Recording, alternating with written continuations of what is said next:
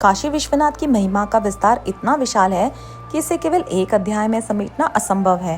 पिछले भाग में हमने मणिकर्णिका और तारक मंत्र को समझा। अब इस पावन कथा के अगले चरण में हम अन्नपूर्णा माता के बारे में जानेंगे।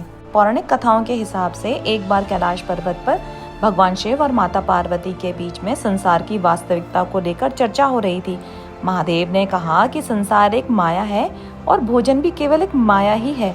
माता पार्वती जो साक्षात प्रकृति और पोषण का रूप है, उन्हें ये बात उचित नहीं लगी। अपनी बात सिद्ध करने के लिए माता पार्वती संसार से अंतर्ध्यान हो गईं।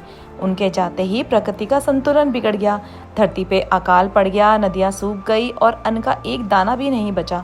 मनुष्य तो क्या, पशु पक्षी और स्वयं देवता भी भूख से तड़पने लगे। माता पार्वती को दया आई और वो काशी में माता अन्नपूर्णा के रूप में प्रकट हुई। उन्होंने वहाँ पे एक रसोई स्थापित करी। जब यह समाचार फैला कि काशी जी में भोजन मिल रहा है तो समस्त संसार वहां उमड़ पड़ा।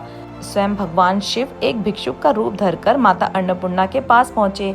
उन्होंने अपना भिक्षा पात्र आगे बढ़ाया।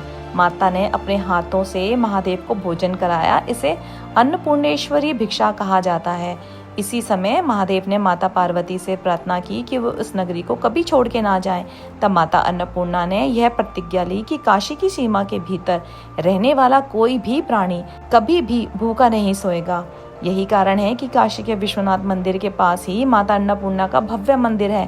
काशी में आज भी सैकड़ों अन्य क्षेत्र चलते हैं जहाँ हजारों लोग मुफ्त में भोजन करते हैं। हम अगले भाग में जानेंगे काशी की कुछ और रोचक बातें। तब तक जुड़े रहें।